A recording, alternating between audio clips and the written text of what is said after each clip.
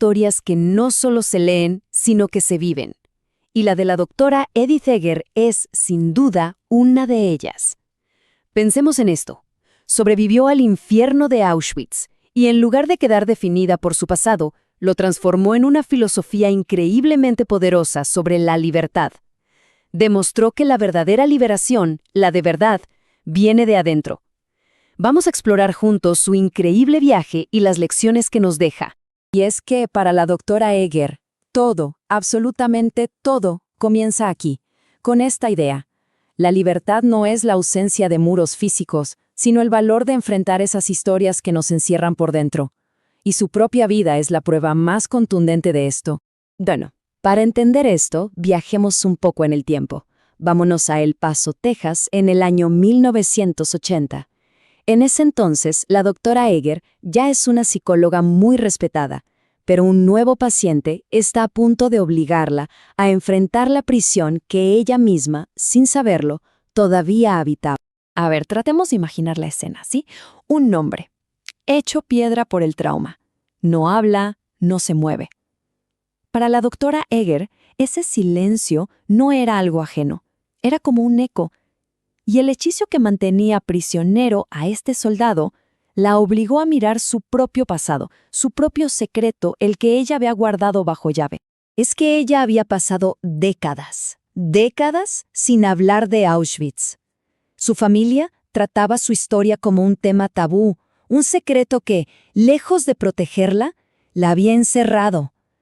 Y en la quietud de su paciente, ella vio el reflejo de sus propias cadenas invisibles.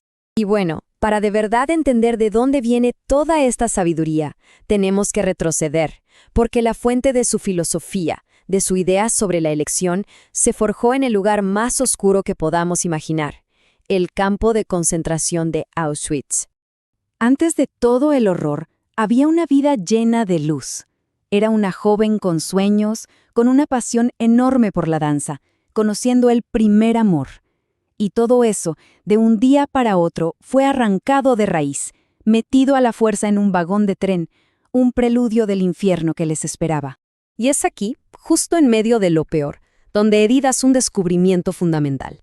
Sus captores controlaban su cuerpo, su entorno, cada aspecto de su vida física. Pero no podían controlar su mente. Esa era su última fortaleza. Mientras afuera reinaba la muerte, adentro, ella y sus compañeras creaban pequeños actos de libertad. Concursos de belleza improvisados, recordar un beso, la elección consciente de no dejar que el horror consumiera sus pensamientos. ¿Se imaginan? La risa, en medio de ese terror. La camaradería en los barracones. A ver, no eran simples distracciones, eran actos de resistencia. Eran la forma en que ejercían su poder, recordándose a sí mismas que a pesar de todo, seguían siendo humanas. Pero, a ver, la liberación del campo en 1945 no fue el final de la historia, para nada. Fue solo el comienzo de otro viaje, uno quizá más largo y complejo, el camino hacia la verdadera libertad, la libertad mental. Esta línea de tiempo nos cuenta una historia de décadas de lucha. Primero, la encuentran casi muerta. Luego, emigra a Estados Unidos, buscando empezar de cero, pero el trauma la sigue. Un simple incidente en un autobús le demostró que aunque su cuerpo era libre, su mente seguía prisionera. Por eso, su decisión de estudiar psicología no fue solo para tener una carrera, fue su propio camino de autosanación. Y justo cuando dudaba en empezar su doctorado pensando que ya era muy mayor, su profesor le suelta esta frase, que es lapidaria. Una verdad tan simple como profunda. El tiempo iba a pasar de todos modos. La verdadera pregunta era qué iba a hacer con ese tiempo. Y ahí decidió dejar de permitir que la edad o el pasado definieran sus posibilidades. Y así es como todo se conecta, ¿no? Su propia experiencia y lo que estudió se fusionaron. La doctora Eger desarrolló un enfoque único para ayudar a otros a liberarse de sus prisiones mentales, esas que todos, de una forma u otra, a veces construimos. Este es un concepto clave para entender todo. La indefensión aprendida. Es un término que viene de la psicología, de experimentos que mostraron que después de un sufrimiento inevitable, los sujetos simplemente dejaban de intentar escapar, incluso cuando ya podían. Esto es exactamente lo que ella vio en los campos. Gente tan rota por el dolor que se rendía por dentro. El trauma nos enseña a ser víctimas, nos convence de que no tiene sentido luchar. Entonces, el punto crucial es este. Para la doctora Egger, la indefensión aprendida se manifiesta como la mentalidad de víctima. Es un estado mental en el que ponemos todo el foco afuera. Culpamos a los demás, a las circunstancias, al pasado, y al hacer eso entregamos nuestro poder más fundamental, el poder de elegir nuestra respuesta ante lo que nos pasa. Y para romper este patrón, ella propone estas preguntas, que son súper directas. Fíjense que no se enfocan en el por qué pasó algo, sino en el qué y el cuándo de la acción. Preguntar ¿qué quieres? Nos obliga a mirar hacia el futuro. ¿Qué vas a hacer al respecto? Nos devuelve la responsabilidad. Y ¿cuándo? Exige un compromiso ahora mismo.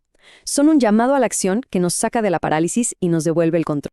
Y con esto llegamos al último paso, y probablemente el más difícil de todos en el viaje de la doctora Egger. Para ser verdaderamente libre, necesitaba regresar al origen de su trauma. Necesitaba enfrentar la culpa para finalmente poder perdonar. Piensen en la ironía tan tremenda de esto. La vida le presenta el desafío definitivo. Justo después de ayudar a aquel soldado a enfrentar su demonio, a ella le piden que regrese al nido del águila, al lugar simbólico de quienes intentaron destruirla. Su hermana, lógicamente, expresó lo que cualquiera pensaría. ¿A qué demonios vamos a volver a ese lugar? Pero Edith entendió algo fundamental. No podía ser libre si seguía huyendo. Tenía que volver, pero esta vez no como prisionera, sino por elección propia. Y ahí, de pie, en ese mismo lugar de muerte, se enfrenta al recuerdo que la persiguió por más de 35 años.